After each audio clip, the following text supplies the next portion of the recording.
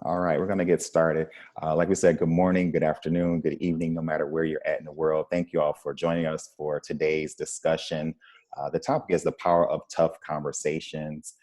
We thank again Thai Online for collaborating and partnering with us on this, creating this space in the international education community where we can have talks, discussions, webinars that sort of follow up to any articles that folks have written that sort of bring us in and want us to engage more in these types of conversations. My name is Kevin Simpson of AIELOC for short, or the Association of International Educators and Leaders of Color. We always like to start with a check-in. We know people might have just sat down for the first time today, like myself. You may have been in front of the computer all day, depending on where you're at. So just take 10 seconds just to, you might want to drop your shoulder. Sometimes they're up higher than what we expect.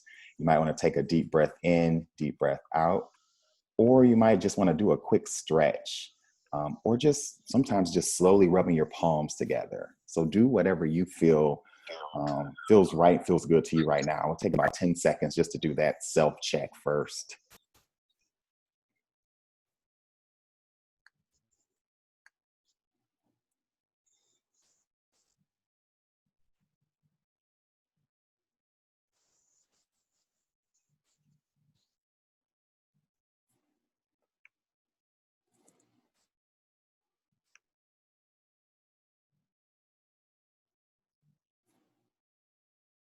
All right.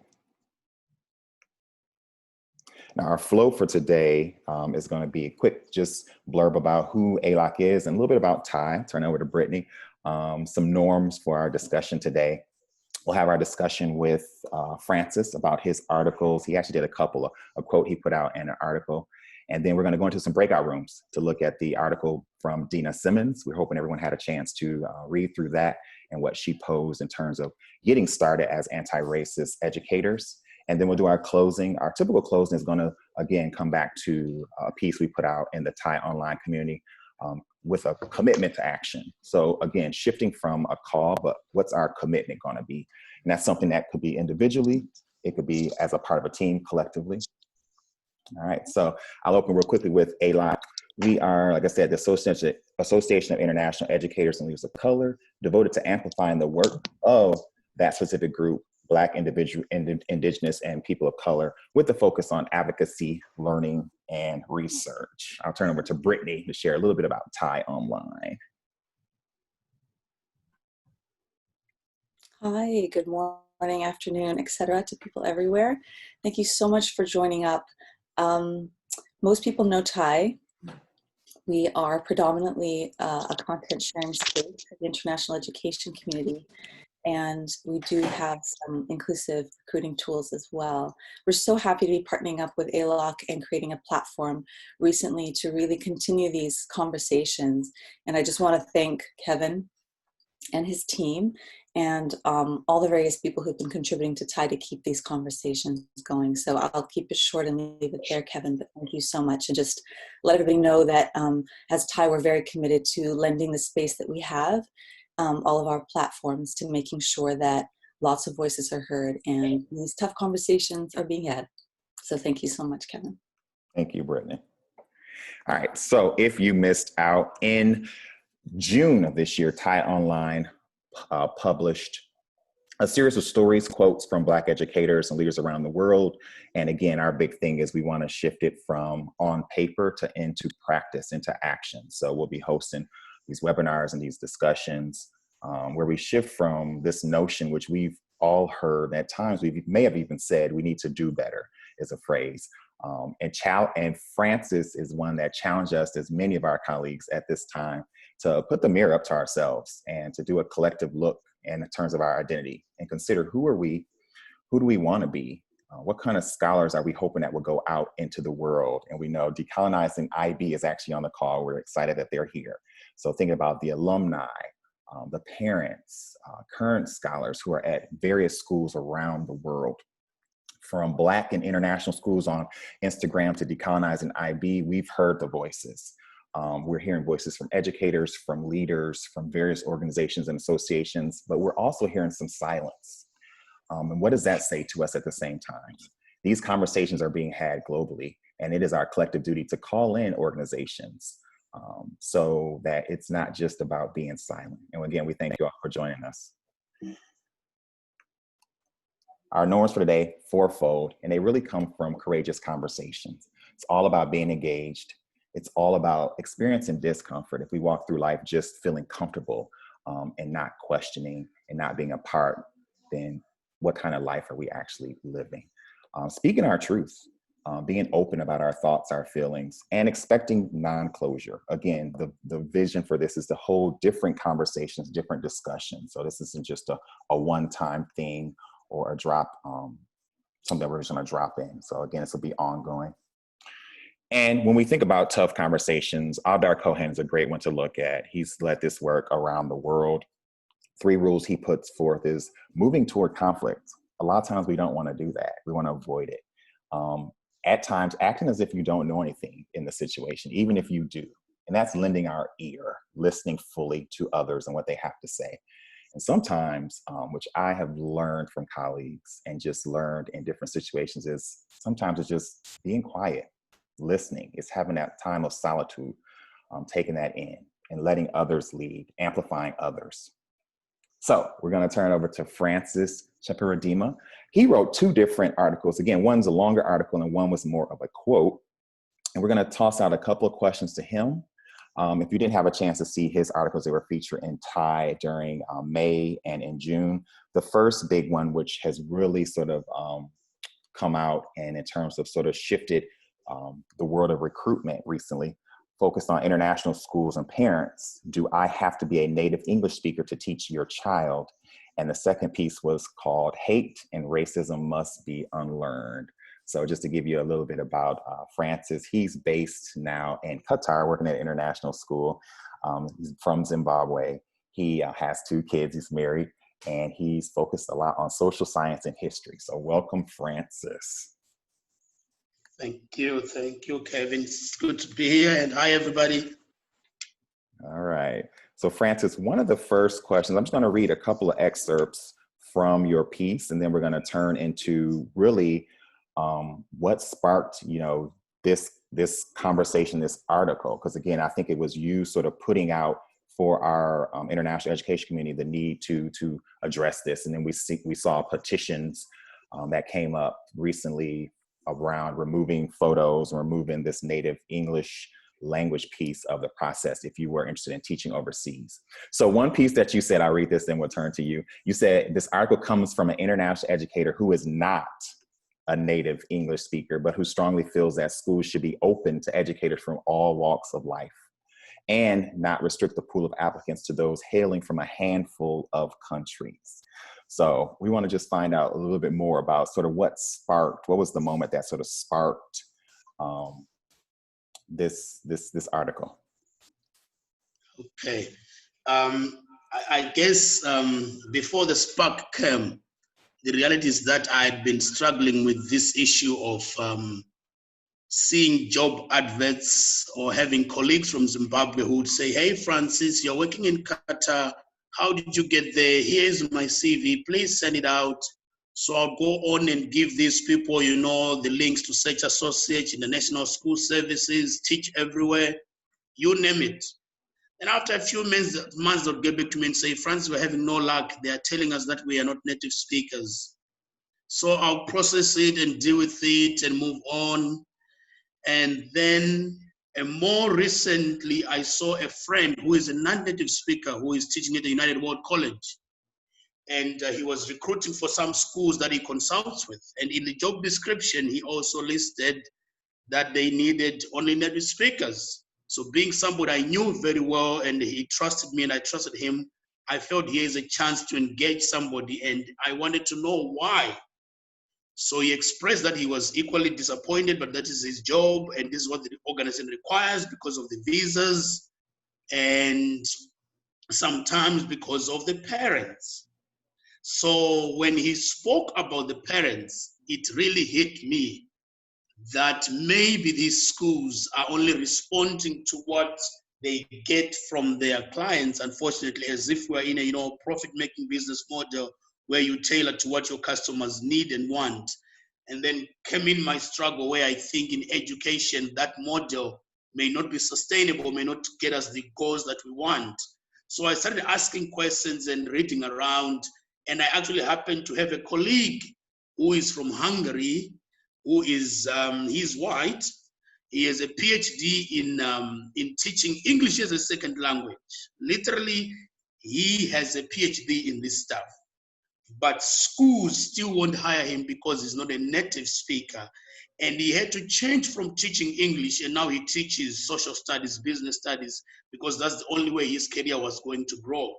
So it really, really, really hit me home. And I thought, for somebody like me who is from Zimbabwe, where I was taught from grade 1 to Form 6 in English by non-native English speakers, literally all my teachers in Zimbabwe, half of them, if not 90%, had never been on a plane.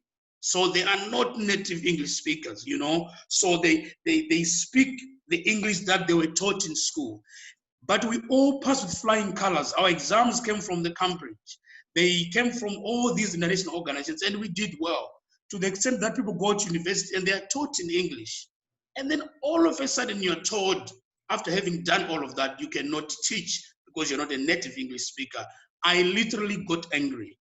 And I have this thing where I'm very upset. I sit and I write. So I didn't even intend to publish this. I said, you know what, let me just talk to somebody. But I felt the target had to be the parents and the schools, because I felt we need to engage the people who are making these decisions. So if the parents are driving this, then I said, okay, let me ask you as a parent. I even asked my colleagues here in Qatar. There are so many Zimbabweans here from all over, they've been in the UK, the US. And I said, guys, when you send your schools here in Qatar, do you only look for native English speakers? And all of them were shocked.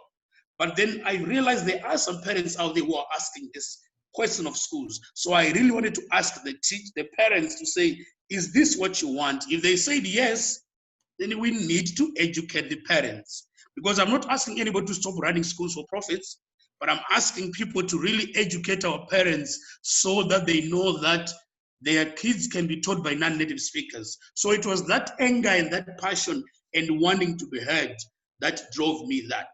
And you know, it's funny, but some of the alums who are coming from these schools, who are non-native English speakers, will not qualify to teach in their own schools. Because when they go to college and learn to be teachers, when they come back to their schools that they went to school to, they'll be told, you're not a native English speaker, even though they went to those schools. So I felt I had to write, and I enjoy writing.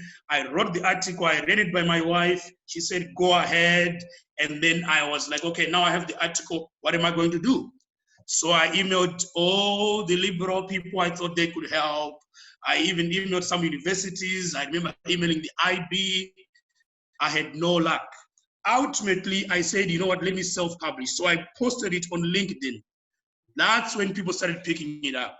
And somebody said, have you heard of TIE online? So I emailed TIE, and they were so excited. Turns out I went to the same college as the editor. And so she took it up and she wrote. So the real spark was anger and frustration, not understanding where this is coming from, but also trying to speak for my friends who are trying to break into the international school cycle, but they cannot because they're not native speakers.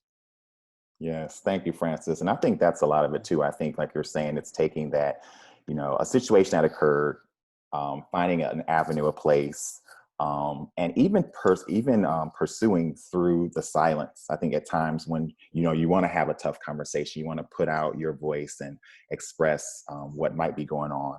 It's finding an avenue and finding a place. We wanted your reaction. So a few of the organizations have, as of recent, said we're going to change our practices. And we're finding a few more starting to come in the fold and saying we're going to remove photos now, because I know for some time people said, you know, having photos and the impact that has. Once I see pictures as well as native English speakers on requirements. What's your reaction to that? Do you think that is enough? Should more be done? I was excited when I learned that, you know, they are removing the native speaker requirement and the pictures. I think that's a start. I mean, every journey has to start somewhere. But as you all guys know, how hard is it to tell that Francis Chapure Dima is not a native English speaker, but Brittany Bretts could be a native English speaker. So ultimately, even if the pictures are removed and the requirement is removed, as soon as they see my name, they will know I'm not from the United Kingdom. Fine, I might have that passport, but still the names will give it away. So ultimately, I think we need to get the conversation to the people who actually matter, to the school leaders, to the parents, to the school boards, to the parent teachers associations, and have the conversation there. Because I still will not be able to escape the eyes of somebody who is out to exclude me because I am not a native speaker or because I do not carry the right passport, because still my name says Chapuredima. It will give it away. For somebody like Kevin Simpson, for a while you might get away with it, but after a while they'll catch up. So ultimately, I think I'm happy, I'm excited, but it's not enough. We are going there. But for me, the biggest thing is I dream of sitting in a room with school owners, with parents, with the IB, with the bean counters, so to speak, people who make decisions. I heard there's somebody from the Council of International Schools. These are the people I'm looking for, because I want to know what kind of conversations happen in their boardrooms. Because if we can be in those conversations, maybe or maybe not, we can be understood as smart people who have something to add to the table. So it's a great beginning. Things are going to happen, but we somehow have to get your search associates people, your ISS people, your TIA people, and say, guys, let's sit in a room. What are we doing? If it's the parents, then let's get to the parents. Because the last time I checked, when parents really believe in a school and they want their child to go to a certain school, they are willing to go the extra mile and say, okay, this is what you stand for as a school, sure, we'll go with it. But in the meantime, I feel like schools are so afraid of parents that they're willing to say, okay, you want to see native speakers? Here they are. You want to see white people? Here they are, and I think as long as schools have that fear, we're going to be in trouble, because then these schools may be driven by the money. But if we get to those parents and say, look at me in the eye, tell me why you think I cannot teach your child opportunity cost, then maybe we can have the real change that we need. Because when money is involved, let's get to the people who have the money and talk to them about these things. Maybe we can get there. I don't know if that's possible, but that's my little dream. Thank you, Francis. And you're bringing up a lot. The parent piece, I was just talking with a school leader, and we were sharing about that parent education side and what do schools need to do when it comes to that specific stakeholder. And then where we're going to shift now is we're going to open it up to questions. If anyone has any questions before we shift to our piece on looking at what we want to focus on as an international global community, is how do we shift and how do we move towards being more anti-racist in our practice? How do we shift and how do we move from the classroom to the school level to organizational levels? How do we take on that stance and looking and seeing some of the orgs and some of the petitions that are out there right now? Thanks, John. Jeff, he said it would be nice to see Black head teachers, deputies, and assistant heads in these schools. So if you have a question, we'll let you unmute. You can ask Francis before we shift on.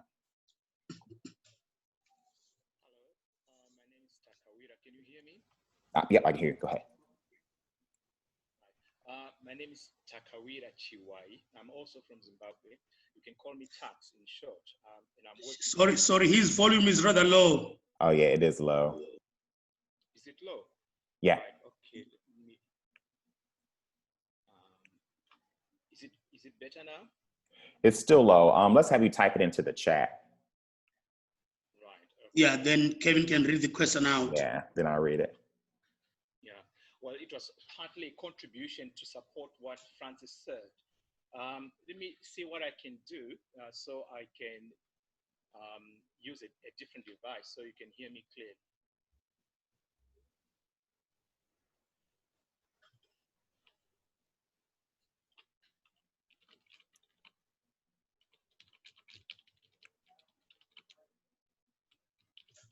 And I know Kevin is encouraging you to ask me the questions.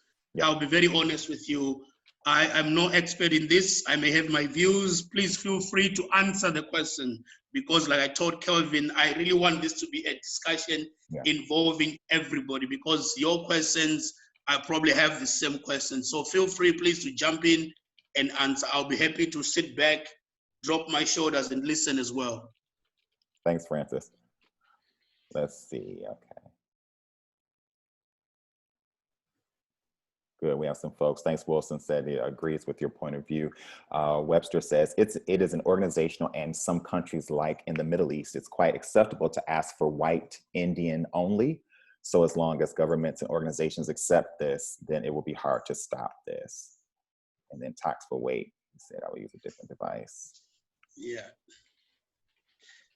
I agree with Webster. I think there is also a government policy part to this, where in some countries it is not illegal to ask somebody to be a certain race to get a place to rent. Like he's saying in the Middle East, you can get an advert in the newspaper saying, I'm looking for a roommate, Indian only, Filipino only, Zimbabwean only, whatever.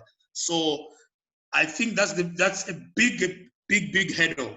But I think for a while we can try to focus on the schools, and then if we need to advocate at government level, that's really a big challenge. I don't know if we can approach a diplomat and say, hey, what's with this? But I think for most of us as international educators, wherever we are located, we really feel limited in terms of what we can change in terms of activism when it comes to the laws of the land.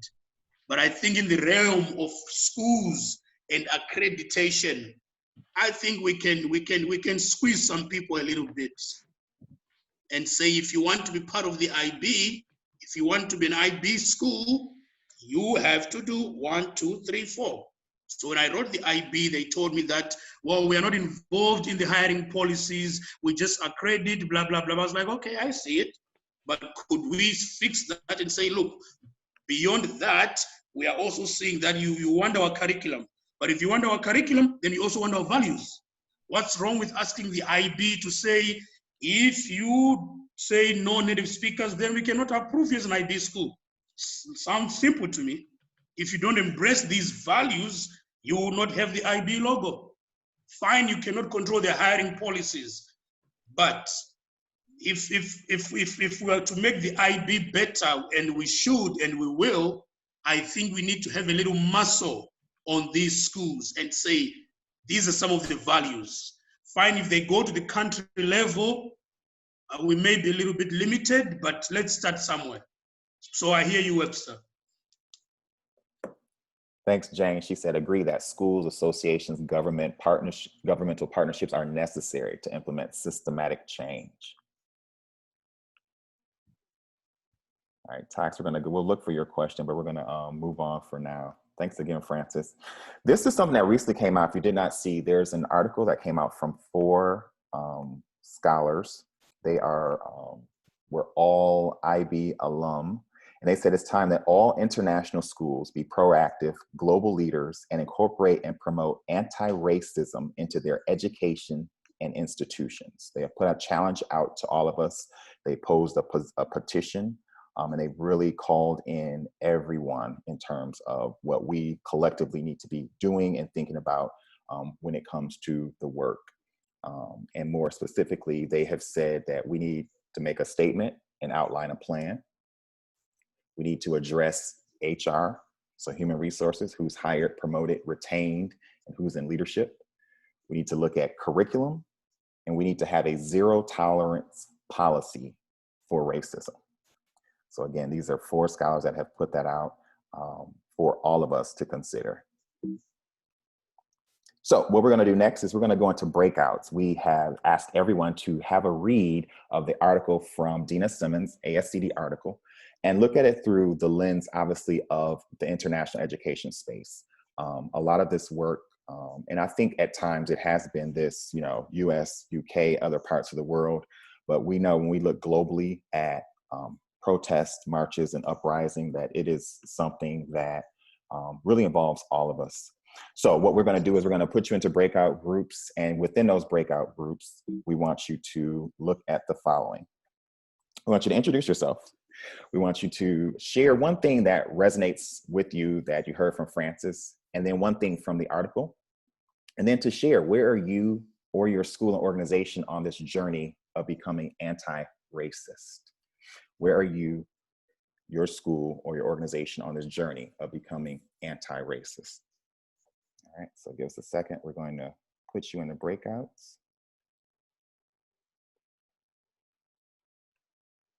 And then we'll come back. We'll give you about 10 minutes in breakouts.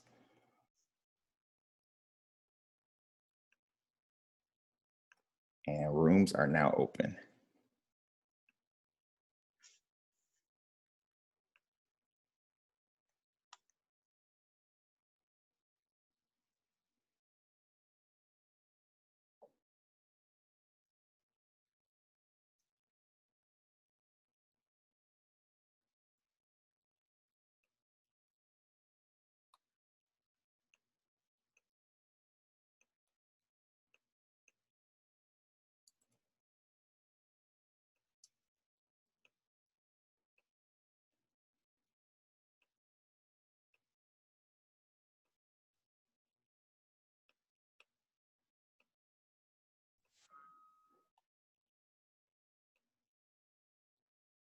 Out in a few. All right, so I'll just share my screen.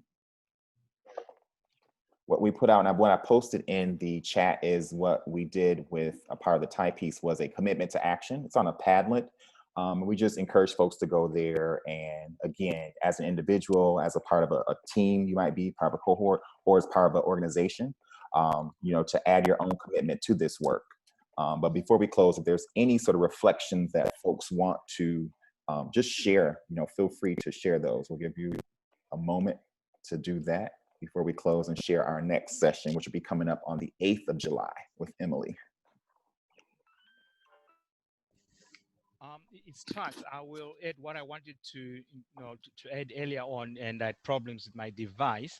I'm not sure whether I can call it a reflection really, but I think we should use this forum to take advantage of what's happening all over the world, so we do not lose momentum for our pleas and our requests. We need the conversation to go ahead from the education side of things. And I think we got to know what happened because of the media. And maybe if we could find a link person who is in the media, one way or the other, then we can raise awareness all over the world, because that's one useful tool which we need for the world to know about Black Matters, Black Lives Matter. It was all through the media. Of course, what has happened now is a good starting point, but I think we need to find a link person who can help us, so this is, known world over, so we can raise awareness amongst parents. Thank you, Tox. Any other reflections? Yeah, I really like the breakout groups. I thought that I enjoyed the conversations that I had with Roxana and Mayuko, and I was wondering if there were people on the call who would be interested in maybe extending, like, I guess, forming a continuation of breakout groups where we can continue to discuss these things. If are there smaller groups happening on a more regular basis? And if not, would anybody be interested? Good, thanks, Chandra. I see thumbs up. I know we are, so yep, let us know. So how would we contact? Go through you, or we can? Yeah, and I could put that. I'll put that into the notes. And then Chandra, you can email AIELOC 2019, and I'll put like your name and email address. Is that okay? Yeah. Okay, perfect. Thank you. That's Kevin. That's a really great idea from one of our friends who just recently shared something. I think this could also be a lot of different networks that are happening right now, because I know we are working in pockets and isolation, both in schools and systemic level. I know we also had a conversation with our teams in Brussels and Kuala Lumpur, United World with Aaron, but I think bringing them all together right now, and I know that we have as well here Brittany from Thai Online. That's really a powerful sort of platform that they've offered to amplify the voice. And then alumni will decolonize the IB. And I think if we can have a conversation together, again, bringing all of those pockets of movement that will really snowball into a solid voice from all of us. And I think that's my input on that, to really bring the movement together. Excellent. Thank you, Joe. And Joe is behind the petition around like accreditation, moving the standards towards including anti-racism, just in case anyone did not know that. And who else? There's a couple of folks. Good. Decolonize the IBs on there too. Thank you all. And then these notes we will send out and in the follow-up, and any of the resources and links to articles and things too. Those will be sent out. As a person who doesn't work in international schools, I think the one thing that I took from this is like this idea, and I shared this with Surad and Talks, is money talks, you know? So like, of course, schools are afraid to challenge and question the parents because they're the ones who ultimately are paying for the schools to be open if you want a school to thrive. But I think that it seems like this is an educational thing. It's not so just like an international issue. It's more like education with money, especially schools that are private or progressive or independent where you are paying a tuition. That's going to be an issue. And I think that we need to start challenging the parents. We need to start questioning them. Like, what is it that you really want your kids to have? If you're paying for a better education, then let us do our work, let us do our job, and include us in these board meetings, conversations. And I shared with my group that, you know, we don't have to be part of all the board meetings. So of course there's confidential conversations that they're having, but host once a month, like teachers are invited, come and share your piece. I think too that it's really great to hear that the inequalities that are happening in other schools, like, oh, I'm not alone. I'm not going crazy. I'm not making this up. Like, this is really happening.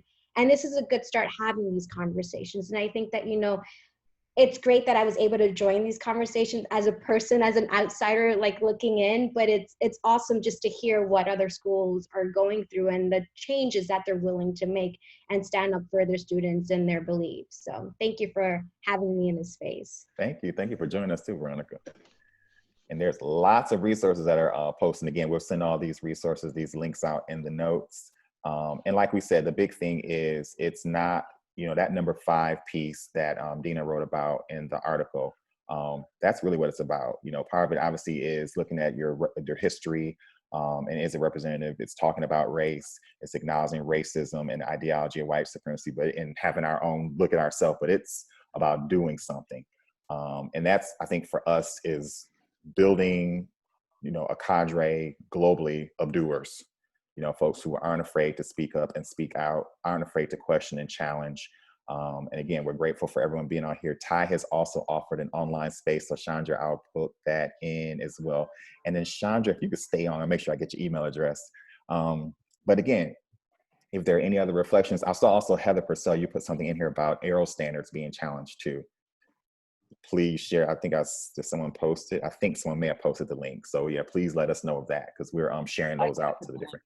Perfect. Yeah, thank you. Because again, it's something that, again, when we look at our own ecosystem globally, looking and seeing what do we need to do better, as we often hear, in order to be better. So thanks again for joining us today. Again, for this conversation. Our next one up and coming will be, let me post it. Next one up and coming. I think I'm still sharing my screen. I closed it. Let me open it back up. Our next conversation will be held on the 8th of July. It's an article written by Emily Meadows. It's called Tired of Celebrating Diversity, Wired for Anti-Racist International Education. So we encourage everyone to join us for that one. And then we are hosting in November a free virtual conference with the Women of Color ELT, focused on representation, social justice, and equity studies in international educators. So you will hear more about our facilitators that will be coming out soon. I'm excited as we ask folks, that will be led by folks from around the world. Brittany, I'll turn over to you if there's anything you want to say before we close. And then folks know me, I like to hang out. I just wanted to say thank you so much for everyone who showed up today and who's really, you know, having some of these brave, tough conversations. You know, I really don't have anything to add. I think the voices that we've heard here have really been fantastic. And I really look forward to anybody who wants to contribute to TIE, who feels that they have a piece to say in this conversation. Our editor, Meadow, Dibble's on the call as well. I think she's put her email in there. We're easy to find, tieonline.com. please reach out, share your voice, share your conversation, and we're really want to be here as a platform. So if there's anything that we can do, Kevin knows this, please reach out to us, and we're willing to lend our space to these voices. Thanks. Definitely. Thanks, Brittany. Thank you all. I'll stop the recording right now. I'll stop the share. And thanks again for joining us. To learn more about TIE online, you can go to www.tieonline.com. To learn more about AIELOC, you can go to www.AIELOC.org. Thanks again.